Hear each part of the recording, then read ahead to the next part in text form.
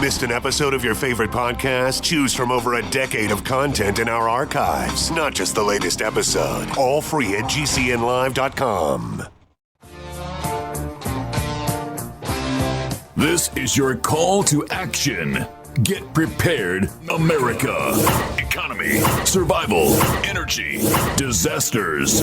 This is USAPrepares.com. Informative radio, educational radio. Interact now by emailing instructor@USAPrepares.com or text at 434-390-7953. Class, please take your seats.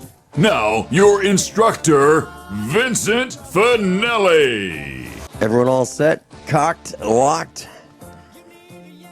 Here we go. Your dial set correctly to USAPrepares.com. We're delighted you're here. And we broadcast 2 hours, Monday through Friday, from the Missouri Ozark Mountains, right here at the farm. Nathan's engineering the broadcast in Minnesota. Thank you, Nathan. And if you'd like to call us, 866-582-9933. 866-582-9933. Telephone listen line, 605-477-3249. 605-477-3249. And that telephone line, up 24/7. So you can listen anytime today to today's broadcast, all the way through until tomorrow's broadcast starts. And then the loop starts over. So at any time today, if you'd like to listen, 605-477-3249.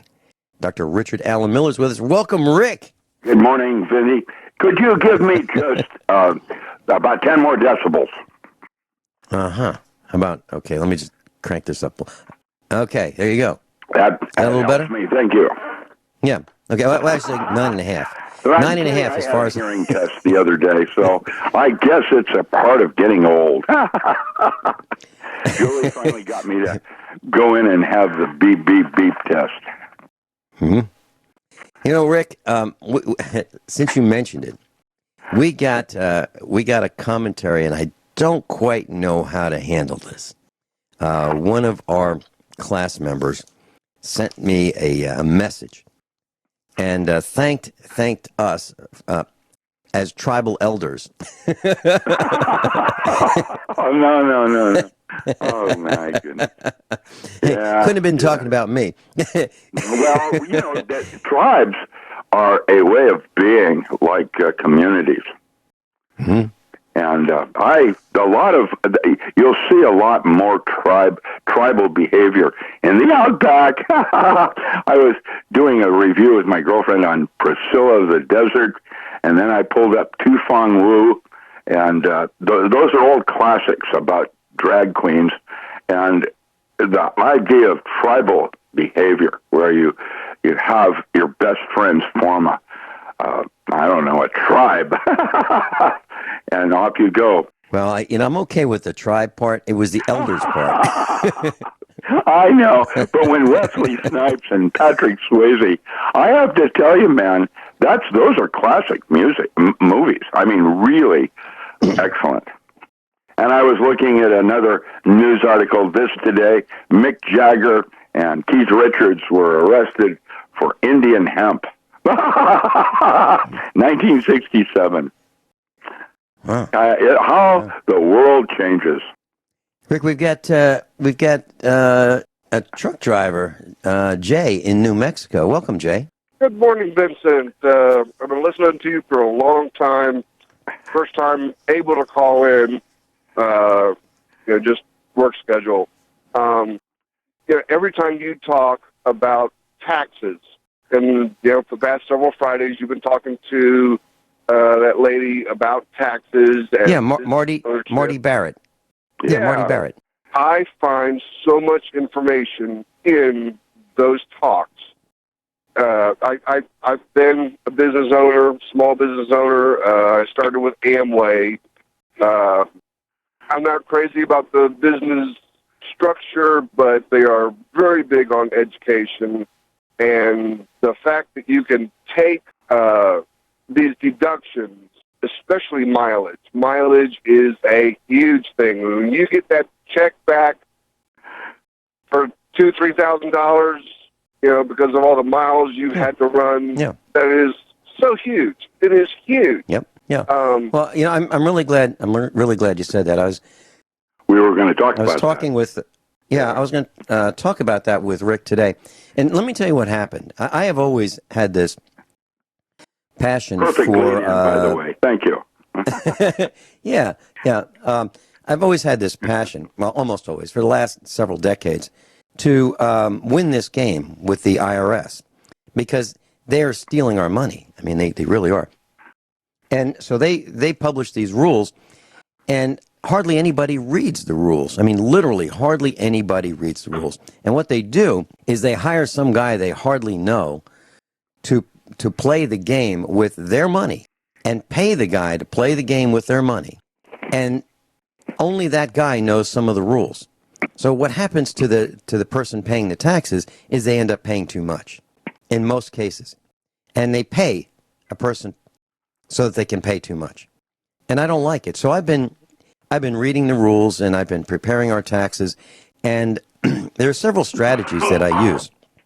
And we've talked about them with Marty Barrett for the 2 previous Fridays, and she's going to be on again this Friday. And she is going to challenge me with some of the things I've said. She's going to say, how does this work? How can you justify it? And is it bona fide? And here's another thing. I think this is such a hot topic that if you do a search, if you go to, the big evil search engine, as it's been touted in the news lately, the Alphabet Group. If you go to their search engine and you type in YouTube, comma, USA Prepares, comma, extreme space, tax space deductions, you'll find a post on YouTube with like less than 10 views. And that is the broadcast that you're talking about. And that absolutely, positively cannot be true. 10 views? Really? So it comes up as the number 1 search on YouTube, USA Prepares Extreme Tax Deductions. At first, when we first did the broadcast, it came out the next day with 0 views. Impossible. Because it really is a neat topic. It's a topic that I agree that many people need to know about. And I delineate exactly how it works. And this week, I'm going to talk about the audit. I've already talked about the audit, what happens when you get audited. And it's a really neat experience. You need to experience that audit, because then when you do, and if you're prepared for it, and if you go and defend yourself and you bring your entire family and your children, it's a wonderful learning experience, which again is another tax deduction because it's an educational experience. But the whole point is you have to do your taxes yourself, and when you do, you have a different view of how to buy things, and it shapes your behavior. When you go to that store, you go, does this apply to my business? If it does, it's a tax deduction, and I'm only paying like 2/3 of what it really would cost if I didn't have this small business. Do you agree with that? I absolutely find the fact that you're getting so few views even more interesting. Yeah. I don't understand what's really going on in the media, but I can tell you that there's something else going on with the computer and the internet that is limiting our exposure, and I don't know how that works. YouTube and all. When you do something as important as that, and the count is low, you have to wonder: is that real? Yeah, I don't believe it. I don't believe it for a second. I can tell you. Then how do they do that? What would Google? Google has a supercomputer. It's interesting how a person of interest script can be written. The one that's on Netflix now is pretty accurate in terms of the early years. However, we've gone way beyond that movie now. And with that said, there are rogue AIs already without handlers. I mean, they're running on their own. And with the idea of the Terminator concept of a war between machine and man, there's something else going on here that I'm not quite full of. I don't get it. You talked about the dust in the air and this importance of the messages you're bringing. I have had a similar experience with my website. The traffic, I have an attempt to break into my website about every 2 minutes.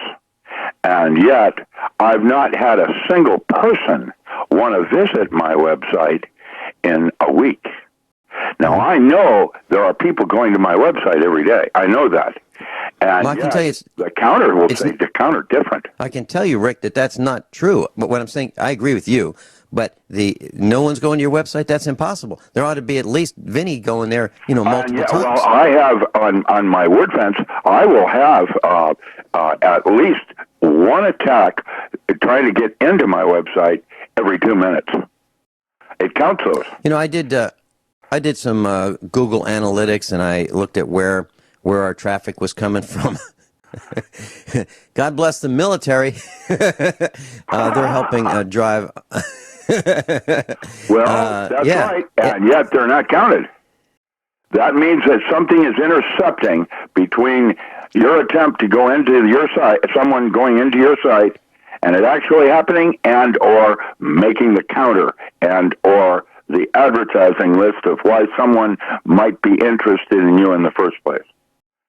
I can tell you, no one's interested. No, I can tell you, I can tell you that no one's interested in advertising with us. Nobody. No, and I hear that YouTube finds us advertising unfriendly, and it's because we talk about horrible things. We are evil. We talk about war. We talk about diseases. We talk about the harm to the planet. And it's not as friendly as who's got the best hamburgers in Springfield, Missouri. I just pulled up a notice here from Joey. I'll post it in a minute. On Hedge report on top Canadian court permits worldwide internet censorship. That was out last night. We begun a war. I watched the war yesterday begin between Amazon and Walmart. And Amazon saying they will no longer use trucking if they continue to supply stuff to Amazon. It's like they're trying to leverage each other because of the size of their volumes. All right, hang on a second. We'll adjust it. I need it way up. We've got the. All right, we've got the rejoinder turned down. Okay, so Rick, Mrs. Finelli and I were watching another documentary series last night. And it's a television series, and it's called Shooter, Shooter. 2016 series. It's being billed as a thriller that follows the journey of a man in this series called Bobby Lee Swagger. He's a highly decorated veteran, and he's asked to help figure out how an assassination can be carried out in the United States against the president. And so he's a highly decorated sniper. He's got lots of kills, and he knows the craft very well. So the government brings him in to help figure out how the angle would be chosen, the trajectory, where would this perch be for a sniper who would have a plan to assassinate at the time president. Well, the series goes on, and you find out that Bobby Lee Swagger is in the area where the president's going to be. He's filming. He's taking pictures. They give him a rifle, and they say, this is the kind of rifle we believe is going to be used, and so forth. And next thing you know, not the president, but the person standing next to the president, the head of another state, is executed by a rifle bullet. And Bobby Lee Swagger gets fingered, pointed to as the assassin. So the guy that they were going to have help the government determine who the assassin, or how they could catch this assassin before it happened, or prevent the assassination, Bobby Lee, our hero, gets targeted as the assassin. And his fingerprints are all over the weapon that was used because they gave him the weapon. The government has pictures of him in all the places where the assassin would be, scouting out the territory before the assassination attempt. And so it's this documentary of how the government works. The lies, the misdeeds, the crossing, the double crossing, the triple crossing. And I'd like to recommend this as homework to our class. It's available on Netflix. You can stream it. It's called Shooter. It's rated 7.7 out of 10 stars. The profanity is mostly blanked out, and I think you might find it to be quite fascinating. You'll learn a lot about what you need to do to protect yourself from the government doing these kinds of things to us. So, Shooter, and it's on Netflix, and I highly recommend it. I'm calling it a documentary about how evil people think and how you can protect yourselves from that. There was an original movie that was like that called Sniper. That's right. And that movie, I think it was Matthew Damon or something like that, that played that. Matt Damon, I don't remember exactly, but it was like that. That concept is true now, and snipers are extremely valuable to our government today. It's this reach out and touch somebody kind of thing. It's kind of crappy. They have a railgun now, and everybody needs to know this technology that can target an accuracy of a pulse weapon to 6-inch bullseye at 3,000 yards. That weapon now exists as an automated man versus machine.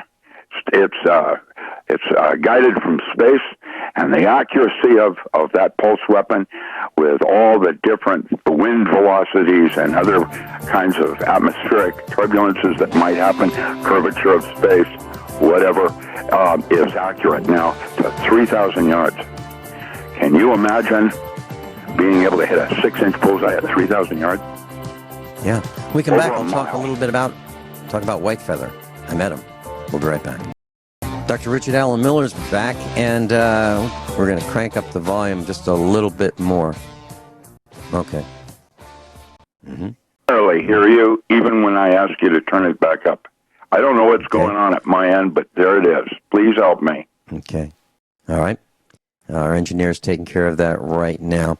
And the term class POT, P-O-T, it's short for potentiometer. That would be a variable resistor. And that's, when you turn up the volume control on a radio, that volume control is a potentiometer. And the industry, I can't hear you, Vincent. Shorthand by the way. The industry shorthand for that is POT, P-O-T, as in potentiometer. How about now, Rick? Any better? That's a little better, thank you. What's going on? Right. Why are they doing this to me? Is it just me? I don't know, Rick. Are they harassing a bunch of us? And how can they do that? Well, I can tell you that our sales of water filtration systems is zero. I can tell you that every once in a while we used to get an order and the orders would be canceled. So in terms of revenue stream, I don't see one here. Literally, class zero. I mean, I'm not exaggerating. I'm not fabricating. It's I have zero. not had a single book order in 2 weeks. I have never gotten an order on my Encyclopedia of Alternative Agriculture, and now I'm about to try to come out with metaphysics audiobooks, and there's been absolutely zero activity except the attacks on trying to break my new website. And every time I turn around, there's something else wrong with my website. Like, I forgot to do this switch, but when I do this switch, then that happens. And it is as if it's being orchestrated across the board. My incomes are zero. They've been zero for more than 2 weeks. I have never in 45 years experienced this loss of book sales from why I put out new titles. It's not working. I have no Well, idea why. I have it's not people just now writing me, telling me they can't get into my website. I've asked personal friends and others to help me, and if it's like there's too many variables.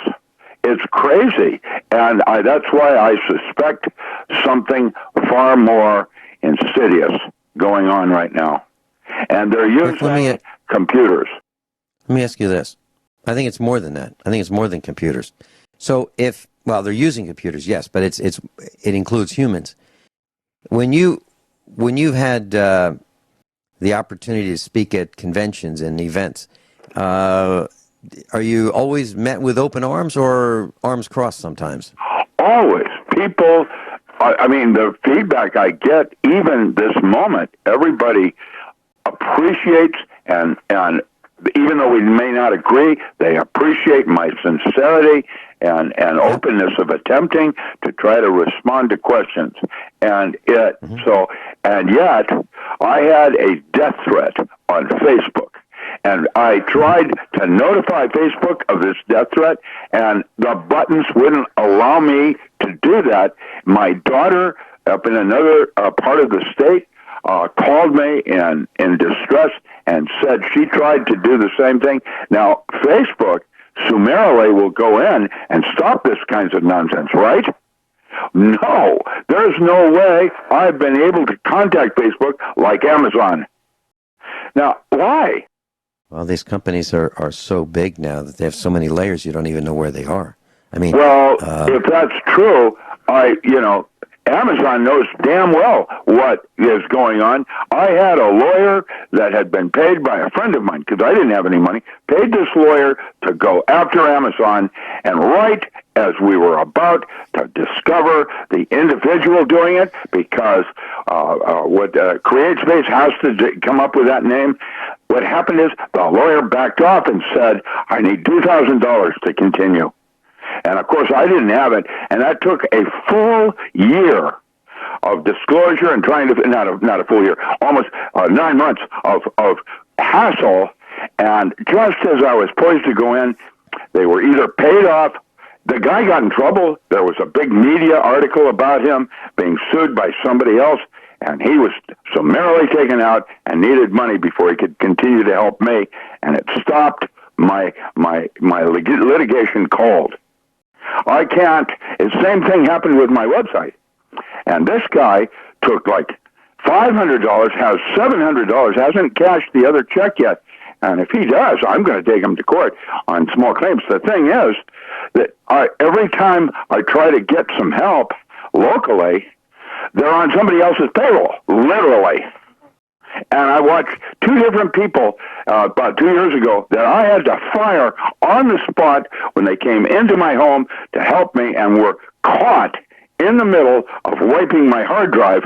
What are you doing? Why are you doing this? And the guy would just get up, look at me, and he walked out the door because I busted him. Now, how does that work? And Rick, why me? Rick, here's the problem. I can't hear you again. They've just turned the pot down again. See, this is Rick, crazy here's the problem. making. Here's the Crazy problem. making for me. These companies are so big and they're so compartmentalized that it's very difficult for us to figure out who they are and where these. It's hard for us to figure out how to go see them. Let me give you an example. Back in 1980. I was on the West Coast, and my car was stolen. It was hooked to a tow truck and pulled out of a parking lot. And I found out that the tow company had taken my vehicle, and I decided to get it back. So I called the company, and they said they didn't know where it was, and a bunch of phone calls. Finally, they said it's in the east part of town. So I drove over to that location, and it wasn't there. And I called it again, and they said it's in the west part of town. So I drove over there, and it wasn't there. And they said it was in the north part of town. I drove over there, and it wasn't there. So finally what I did was I called up, and I knew the number where I was calling. I talked to this young man, and I said, okay, you've been running me ragged. I know where you are. I want to know where my car is. And he said he didn't know, and I said, now, if your building were on fire, if your building were on fire, he couldn't call the boss. I said, if your building were on fire, would you be able to reach the boss? And he said, yeah. I said, okay. I said, I know where you are. And if I don't hear back from you in 2 minutes as to where my car is, I'm going to take the car I'm in right now, and I'm going to drive it through your front window. 2 minutes later, he told me where my car was. And I went to pick it up. And it was in a chain-linked fence area, concertina wire at the top. And I met the owner of the company, and he said, that'd be $60, 60. And I said, okay. And I said, let me go get you a check. Let me write you that check. And he said, cash. And I said, cash? And he said, yeah. He only would take cash. So I said, well, let me get my briefcase. So I went, and I got my briefcase. And I opened it right in front of him. And there, in my briefcase, was a semi-automatic Browning pistol. And I said, now, who do you want me to make this check out to? And he accepted my check. That's a little bit of effort. It's unfortunate that it would have to become like this in small neighborhoods where you live. Well, Rick, here's what I'm trying to say. Back then in 1980, I was able to get my car because I could find out where it was. Now, I had to use a little bit of encouragement. I had to explain to this guy on the other end of the phone I knew where he was. And if he didn't tell me, I was going to come visit him with the front bumper of my car. Okay? Little extreme, but they were running me ragged, and I didn't know what else to do. And then when the guy wouldn't let my car out of this fence, he stole my car with his tow truck. Okay? And by the way, anybody's car can be stolen. A tow truck can back up to your vehicle, or even if it's parallel parked, they can yank it out with their chains, and they can pull it up onto their tow bed and drive away with it. Now, what are you going to do? It looks like it's legitimate because it's a tow truck, right? That's what they do. Well, this guy stole my car, and I wanted it back, and I got it back. But it wasn't pleasant for anybody, especially me. But did I brandish that semi-automatic Browning? No, I didn't brandish it. I didn't even have to touch it. But the guy got the impression that I just might lose my temper. And he decided that he's better off with my check than with the alternative. and I hate to say it, and I don't like doing things like that, but I had no choice. He stole my car. Gosh. Yeah, that's the way it works. But that's different from you and your publisher, because you can't find that guy. As a matter of fact, you can't get the same person on the phone twice in a row. You can't get that same person on the phone twice in the same day. Even if you dial your phone nonstop, you're still not going to get that same person. The one agency that's grown that has given me decent service and help was PayPal. PayPal, I've talked, I don't know where they're located, like Nebraska or other places that I might get them, but they're in the United States, and it is not as difficult to find somebody from PayPal to help me when I have a problem, and I am now having more problems with PayPal. For example, somebody, I don't know how they can do it, went in and temporarily suspended my manager.paypal. How can they do that? Well, they've done it to me, too. They've done it to me. PayPal has shut me down. eBay shut me down. And PayPal has been good to me, not like Amazon, where I have not been able to literally talk to a human being in legal that has already admitted they've broken the law to me in writing, and that I'm to email them. I can't talk to somebody. That's exactly what I'm saying, Rick. You can't. These companies are so big, you can't get the same person. With you again, right this moment. Yeah. Isn't that interesting? I want everybody to know that I feel as if somebody is actively, this moment, trying to stop me from saying what I have to say. Hold that thought, Rick. And when we come back, I'd like to talk about white feather. Okay, we'll see what we can do to fix this. Let's do a reconnection. Let's have our engineer reconnect with you. We'll be right back. Doc Ram's with us. Dr. Richard Allen Miller's with us. Rick, we have, I was talking to our engineer, Nathan. We have a solution. We can't implement it today for your audio concerns, but we can fix this, but we can't fix it today. And it requires a change of equipment. and I'm going to see if I can make that happen on your end, Rick. So, Thank you, Vincent. Okay. I am being attacked as we speak this very moment. I'm watching. I have Russ came in to help me set up and remove Wi-Fi to give me better bandwidth. And I'm watching my speed varying all over the place, upload and download. And it's creepy what they're doing with me right now. It's CenturyLink, and you may or not have caught the media about CenturyLink failing across the country. I'm up on top of a mountain here in Oregon, and the only service I have is CenturyLink. Within 3 houses on either side of me, I have a larger bandwidth available with Charter that's just as bad, but they at least deliver bandwidth. I have been isolated and becoming more so in every moment of my day. Rick, we were talking about this movie or this TV series, Shooter, and you mentioned Sniper.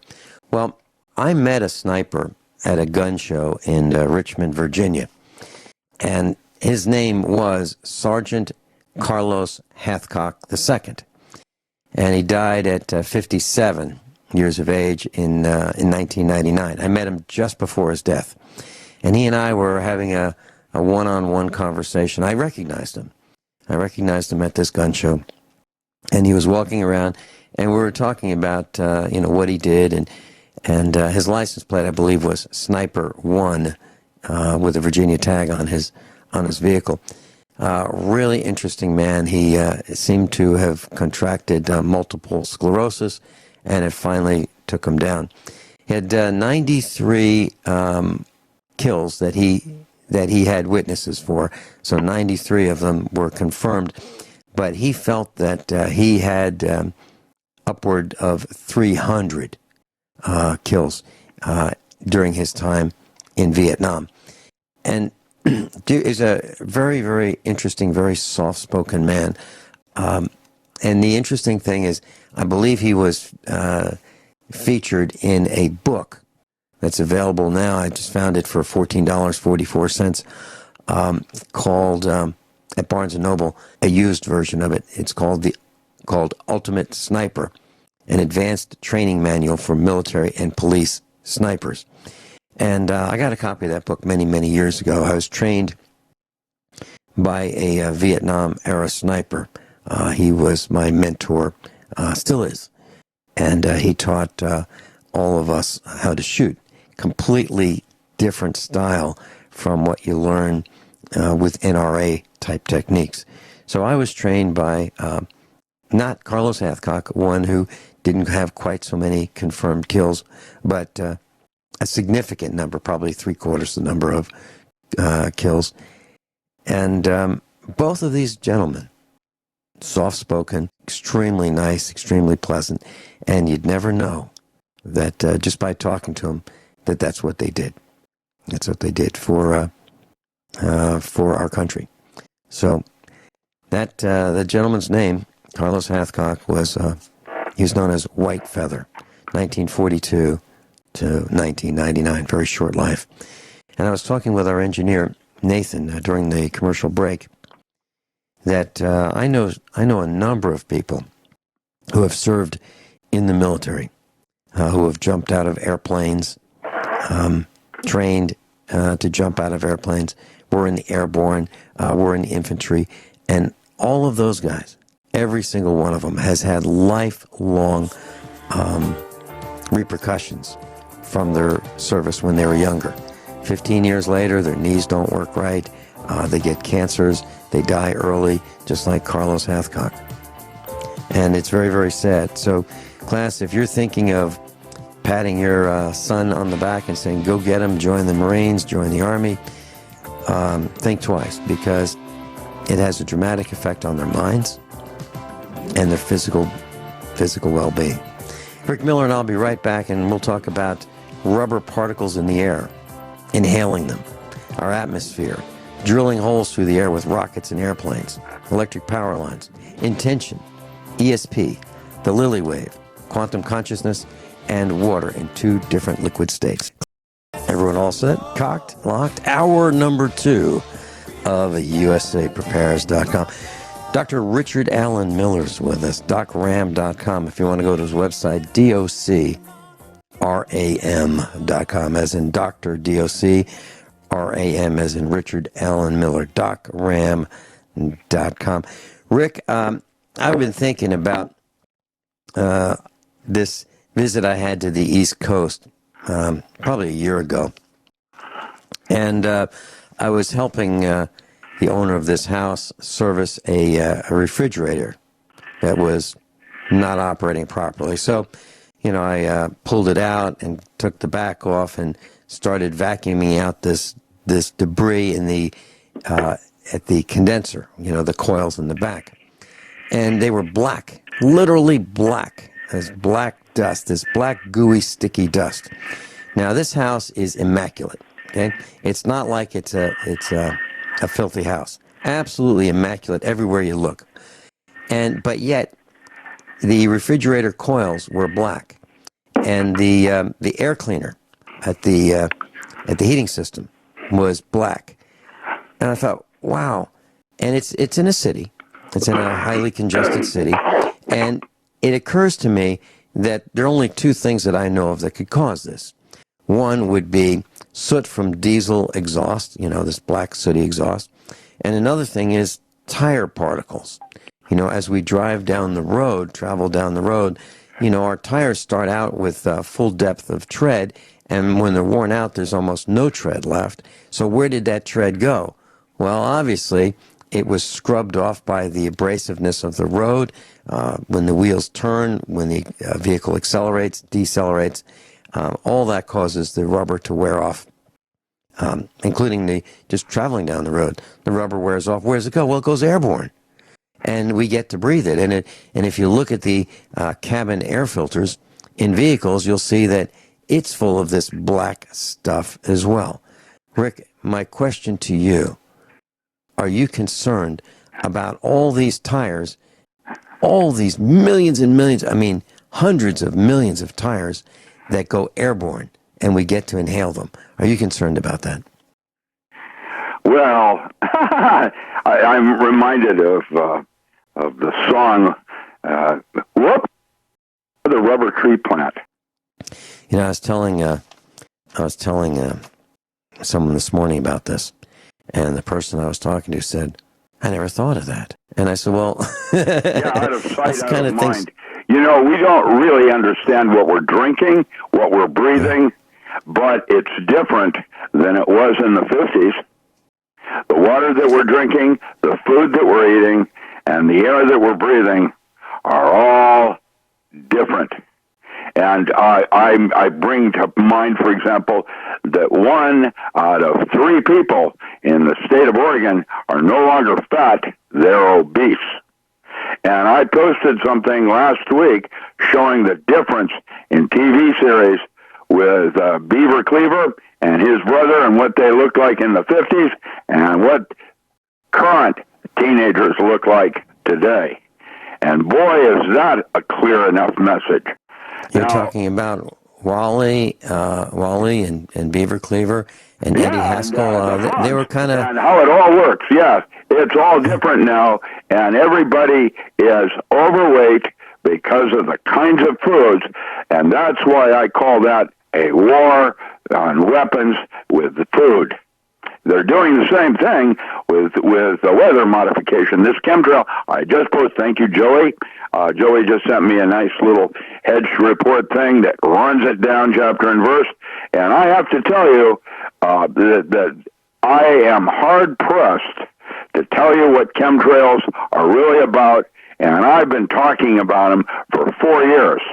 And geoengineering, Wigington, why is it still a question to the public of why they're doing what they're doing? And it's because it's convoluted. And it's convoluted for plausible deniability. And the New World Order, or the so-called Agenda 21 people that now have taken our civil liberties away from us in terms, there is, like we discussed last week, going to be a civil kind of war. It may or not play like it did in the 1800s, but the combat vets, the people I'm talking to now, are furious about everything that's going on. And if you don't think that this war between Amazon and Walmart is not going to affect trucking, and look what I posted last week regarding with our grid going down and no longer being able to have just-in-time delivery for your food and other kinds of things that you do for entertainment and the rest of it, we are unprepared for the takeover that is about to start happening now. The banks are a typical example. I am no longer able to go inside my bank on Saturdays. And my bank will no longer hold upwards of $8,000 or $9,000 for me to go in and pay crews on a Saturday. That means there have been major changes in all of the bank policies in this last year that are the tip of the iceberg. And they're little signs, but they're all extremely meaningful. And today, if you, like you said last week, you take a flashlight and you shine it at night up into the sky, what is all of that up there? Well, there's your rubber, there's your aluminum can recycling, and I have no idea what else is in there because somehow I don't have a device to measure what in the content of that. Now, I know that universities do. How come there aren't grad students out there measuring that and telling us what's going on? I remember when I was in grad school, I would have been on it like finger on shit. Rick, when I was chatting with a farmer last night, and this man has a job as well. I mean, most farmers have a job in order to be able to afford their farms. And this gentleman, I wish I had met him years before. I really like this guy. He's in very heavy construction, very heavy. And he obviously is more of a senior guy there because he's got all the tools in his truck. He's got the transit, the level, the surveying equipment, and and all the heavy gas-powered and electric-powered tools that the boss would have in his truck. And we were talking about young people. And he just mentioned, he said, boy, he's got to let a lot of people go. He brings them on, and the young people they can't stay very long because they don't know anything, and they don't want to work. And I think that's the same thing that you're seeing with science. Where's the curiosity? I mean, if I were at the graduate level, at the university level, and I had a flashlight and I looked up and I saw all these sparkly things coming down at night, and I'd say, wow, I don't think they're coming down just at night. I'll bet they're here during the day. And I'll bet we're breathing them 24/7. And I bet that's what's in our furnace filters. I'll bet that's what's in our air filters. I'll bet that's what's causing all this clogging of the filters. I want to know what it is. I really would. And I would go to the university professor and say, here's my observation. Can we measure this? How can I get involved? What can I do? Can I use your tools? Can you help me? Can we make this a project? I have a video on my website from last week that's titled Chem Bomb. And I watched this video of an individual watching a chemtrail have a closed container explode and release its content. And what is that being released? There's an image on the internet of a very large Boeing jet flying over or near Russia, and the plume that's coming out of this thing is way bigger than the wingspan of this jet. And this is a huge jet, and they're saying it's a contrail. It's what happens when water vapor hits the cold of the atmosphere at 33,000 feet. Rick, this thing is a fog machine. On the scale I've never seen before. There was more. And for them to call it a contrail, how dare them from the science's point of view? Okay, if you looked at the plume going vertical from the World Trade Center. That was dwarfed by this Boeing jet. Dwarfed. The jet dwarfed the plume coming out of the World Trade Center when it was attacked or the Trade Center disappeared. That plume is what I'm talking about. This is kind of frightening to watch this. Well, and then the news is saying, how about you talk about your black goo? How about I suggest to you, we are being terraformed right before our eyes, and nobody is being given a straight answer. Well, you're absolutely right. Work? And we haven't been given, but it's not just that. We haven't been given a straight answer about unidentified flying objects. We haven't been given a straight answer about the Roswell crash. We haven't been given a straight answer about Fukushima, 3 Mile Island, Chernobyl. We don't get straight answers about anything. And it's an outrage. And they actually have employees of the federal government who are in the business of twisting the truth, and they're called spokespeople. They're called They're counterintelligence, lying by omission. And commission. And lying by commission.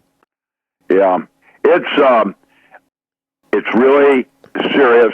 And then when people like May try to just say something about it, and I'm just one of maybe 2,000 physicists out there. I'm not a big deal. There's a bunch of me out there. Why me? Well, I think we're all being targeted. The only thing that can target that many people simultaneously is a machine. And I think that Google is about to take over a bunch of things with their new AIs. And I'm concerned with the way Amazon and Walmart are battling each other. Hold that thought. There's a war Hold going that on thought. here. We'll be right back. Rick, I get these Facebook friend requests, and I don't know what people are thinking, but what I see on these Facebook not all of them, just some of them, a few of them, they've got, I look at the pictures, the images they have of friends and family, and I don't know, I can't understand what people are thinking. They'll send me a Facebook request, and in their images they'll have scantily clad women bending over, women in wet T-shirt contests, and they expect that I'm going to respond positively to them asking me to be their friend on Facebook. I do not. So when somebody sends me a picture of them holding up a head of a deer that they just shot, and they want me to be their friend, it's not going to happen. I don't like that. I understand hunting. I do. But is it something that you should be proud of? Killing an animal? I don't think so. I really don't think so. And is it something you should be proud of, having these women who have loose morals, in wet T-shirts? Do I want to respond positively and say, yeah, I accept that friend request? No, I'm not going to do it. So I just wanted to let you know, if you're listening and you think that there's a reason why you haven't been accepted, that might give you a hint. But, that's the very, very, very, very small minority of people out there, I think, at least that listen to this broadcast. Rick, are you having the same thing, Rick? Are you getting I don't know what to think anymore. I'm under assault, and from all sides. And my reserves are now down to zero. I have nowhere to go. I had to go back to work. Even that is now being interfered with. They are summarily trying to take me out. And I'm 74 years old. I should be allowed to go visit and travel and have a quiet life from everything that I have done over the years. And right now, I am in deep survival mode. It's crazy. Well, I think the answer is that commerce should happen with you through the mail. Okay? What we've done is we've turned over, when I say we, I'm talking about most people. I'm not talking about all of us. I'm not talking about me. But people have turned over their banking to the electron, to the computer, to the internet. I have not. Now, yeah, do I use PayPal? Yep. But do I use cash? Yes. Do I do transactions in person? Yes. And do I have a debit card? No. Let me give you an example. I went to the bank, probably a year ago, and they said, do you have our debit card? And I said, tell me about it. And they said, well, think of it like a check. You don't have to write a check. You just pull out this card, and you use it like a credit card, except it comes out of your checking account. It's called a debit card. And I said, I have checks. Why don't I just write a check? And then, well, this is more convenient. And then I explained to the person behind the what would you call it? The bar at the teller at the bank. I explained that, if you keep this up and we all go electronic, there's no reason for us to come to the bank. That means there's no reason for you to go to work. That means they don't need you. So the more you're rewarded to convince your customers to go to electronic transactions, like check your statements online and all that, there's less and less need for us to interact with you, and therefore there'll be fewer of you. And I think it finally hit home. So I said, no, thanks anyway, I appreciate it, but no, I do not want a debit card. And, they talk about security issues and how great these things are. But if it gets shut down, there's no place to go. What do you do? What do you do if you're totally addicted to electronic transactions and the electrons stop working? The power grid goes down. What do you do? It's tough. I can tell you this, that if the power goes down at Walmart, there are no transactions. It all stops. There is no way they can transact business without electricity flowing. Because number one, the cashiers don't even know what you're buying, and two, they don't know the prices, and three, they don't know how to make change. Four, the registers don't work without electricity. Rick, can we come back and we talk about drilling holes through the atmosphere with airplanes and rockets? How much damage do we think that's causing us? And is that why we're experiencing more sunburns than ever before? Second-degree burns from being outside? We'll be right back. Class Doc Ram's with us. And joining us is Robert in Kansas. Welcome, Robert. Oh, hello, Vincent. Hi. You're on the air. How can we help you? Well, I want to say first, I got to meet you and Dr. Miller and Dr. Wallach in Kansas City, October of 16. I want to say how nice that was, and what a great experience. Everyone was so friendly, and what a good time that was. So thank you for that. My question to you, Vincent, the other day you had mentioned mathematics, and I was wondering if you have ever typed into the evil search engine curve of the Earth per mile. I have years ago, yes. Years ago, and you would come up with approximately 8 inches per mile squared? Well, what I was looking at was, what I was trying to figure out is how far you could see over the ocean, before an object would disappear. That's what I was interested in. So I don't have the facts at my hand, but share with us your thoughts. Well, you can type that in, and it'll show you their math and a graphic. And I was just curious if you or the USA Prepares team have ever really looked into those measurements and how they would extrapolate over a body of water, like you say, what's close by. You have a Stockton Lake out there in Missouri, and even a body of water that size would give you a good reference on how that curve can be seen.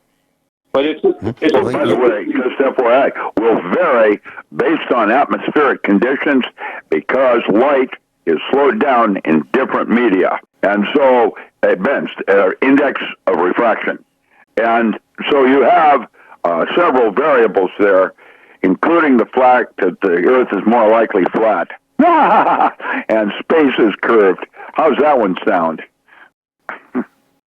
Well, I don't know what shape it is. I'm just kidding. Gosh, God, everybody gets so excited when we start talking about flat Earth conspiracy. It's interesting to realize that the curvature of a bullet going 3,000 yards, for example, is one of the reasons where you are essentially lobbing something.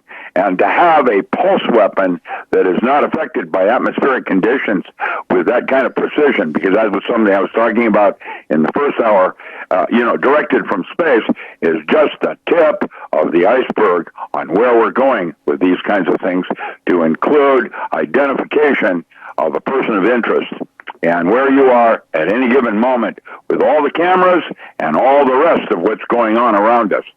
Did you know that the accuracy of seeing something from space now is so precise you can tell the color of someone's eyes?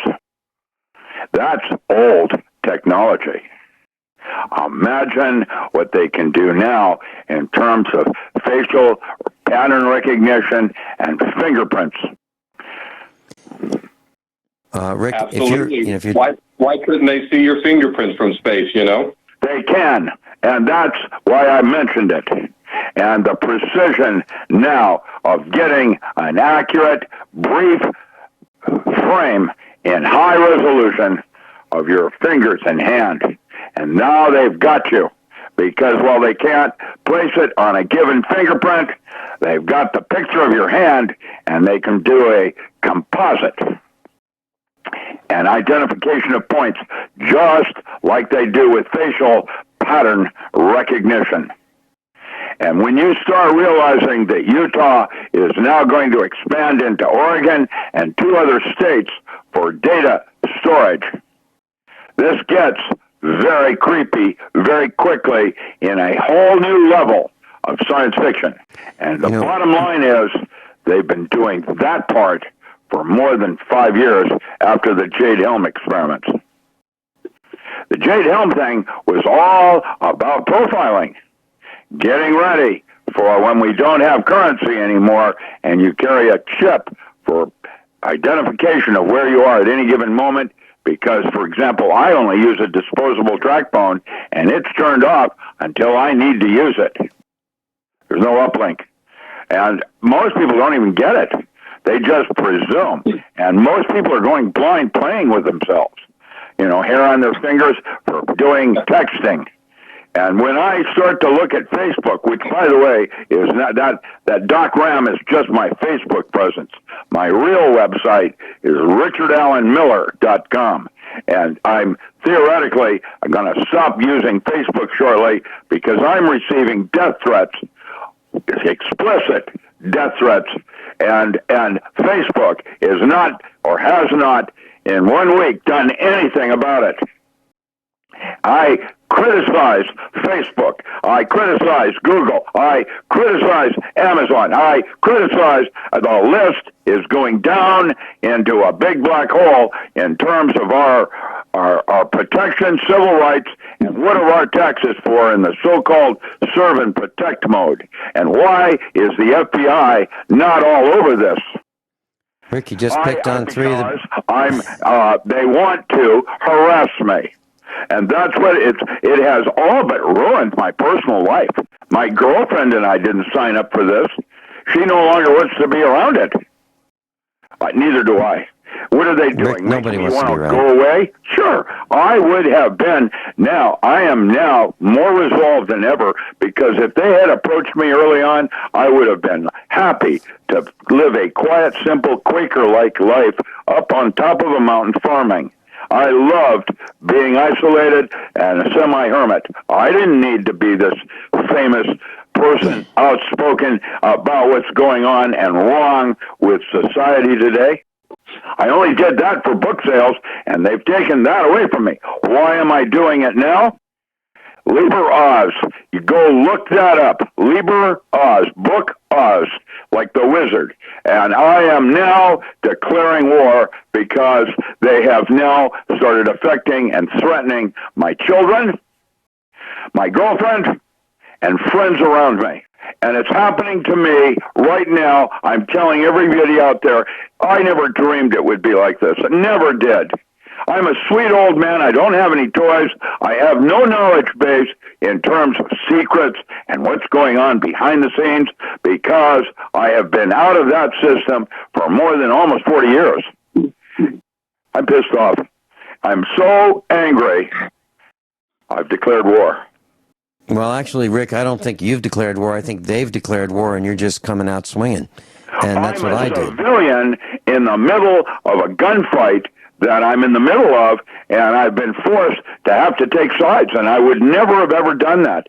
Just like religion, I don't make judgment in that regard. But from now on, it's military or what we call maritime law, and watch what they're going to do to me in a corrupt city and county environment where the police forces, because where I live is the poorest county in Oregon, one of the poorest counties in the world. We're all, broke and unemployed and whatever, and so the Bubba and the law enforcement things are actually doing extreme illicit things, and there's nothing I can do about it. Just pretend like it isn't, as long as they don't bother me, kind of thing. And that's not really right either. And so I'm being put in a no-win situation where I'm going to go down fighting. Yeah, Robert, you're talking about the... Just watch what happens, and then you'll know, because I said this is happening to me right now. I don't know. Robert, you're talking... Well, Robert, you're talking about the... Robert, you're talking about the curvature of the Earth, and you're absolutely right. It's 7.98 inches per mile, approximately 8 inches per mile squared. Exactly what you said. And what I remember, and I looked it up, it says for a 6-foot-tall person, the horizon is a little more than 3 miles away. So that tells us that's the farthest point the eye can see before the Earth curves beneath our view. And that's what you're talking about, right? That is what I was talking about, Vincent. Just the what it says right there on the Google as far as their calculations, and I guess that comes from NASA in terms of what they figured out. You can do some very complicated equations, but I can't do those anymore, so it broke it down into that simple 8 inches. The mile is squared because it let's see, what is the terminology? The function of the equation is exponential because you are going around, like if you were to put it onto a graph, you are going up, and you're more and more around a circle. And so it is squared. So like let's say you have a 10-mile target, just as an easy math, you would square that 10 miles and you would wind up with 800 inches. 800 divided by 12 to get feet for reference is 67 feet of curve. And so, if you did have a 10-mile vista or outlook that you could look out on, you should, over, let's say, a body of water, be able to not be able to see, let's say, you would have to be, of course, down at the level of the water, even lower than 6 feet maybe, would be a good way to get a visual on how far exactly you can see over, like I was saying, Stockton Lake. And I'm not sure where Dr. Miller resides, but I know there are some beautiful lakes in southern Oregon there that he could certainly get a nice reference on a distance that should be, well, water always finds the flat, right? But you would imagine the oceans have to curve because that's 70% of the Earth. And then a smaller body of water, let's say the Great Lakes, they're fresh, but they would have to curve as well. But then even a smaller body of water like Stockton Lake would also have to curve just the same, right? It's almost infinitesimal because of its size, but the curve would still be there. Correct, Vincent? Yes, and the reason I was very interested in this in the past was how far is that ship? And it looks like that ship is sailing out of view. How far is that? Robert, thank you so much for calling. We'll be right back. Doc Ram's with us. Rick, air travel, when we get in these aluminum tubes and we fly through the air, those engines consume all the oxygen, that they breathe in, or almost all of it. Are we destroying our atmosphere with all of this air travel, this non-stop 24/7 holes that we're boring in our atmosphere? I don't know. That's an interesting question and should have been addressed by the mainstream sciences a long time ago, rather than this nonsense of Carnegie Mellon and others suggesting a peer review that it's contrails, and they have just sidestepped the issue by blaming it on Rio.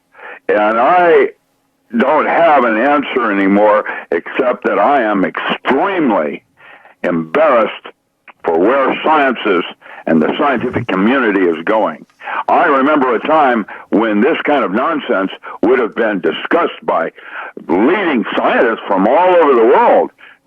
Stephen Hawking, all of them.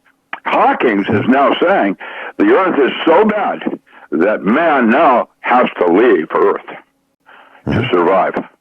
That's Stephen Hawking last week. Now, here we are. I don't have answers.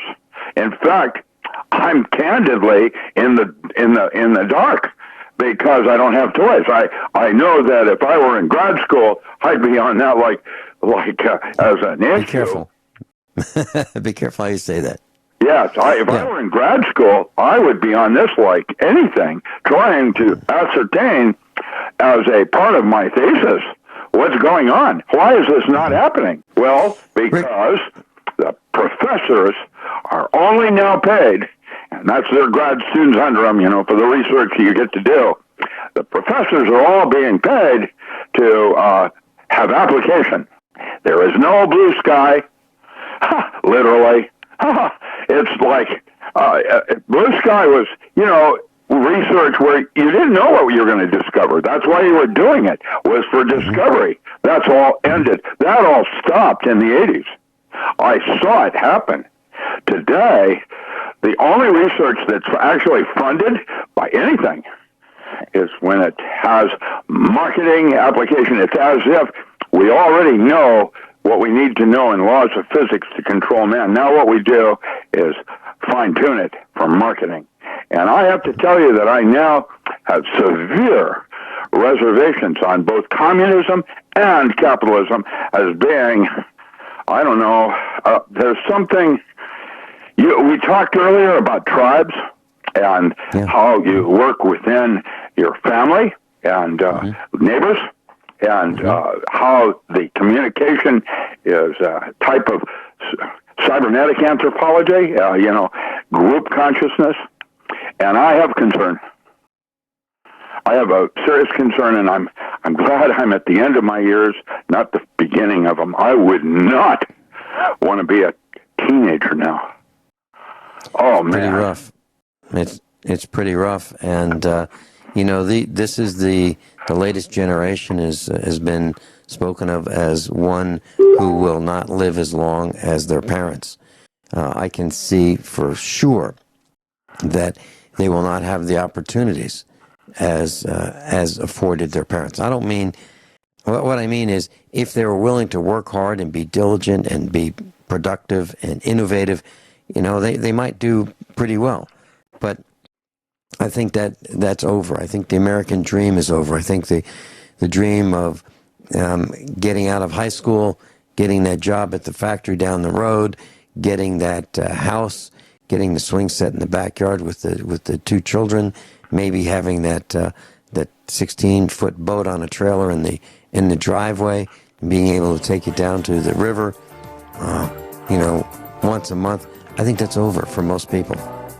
And how is it brought to us? It's been brought to us by taxes, inflation, and certainly through the help of our government and governments stealing everything that they can possibly find of ours to steal. Yeah, class, if you have had your real estate tax assessment and you can challenge it, I suggest you do. I suggest you go write them a letter saying you want a complete line-by-line item of how they're assessing your real estate taxes. Make them prove it to you. That's what I'm going to do right after this broadcast. Rick, thanks so much. Class, above all, honesty and integrity. What happens next is up to you.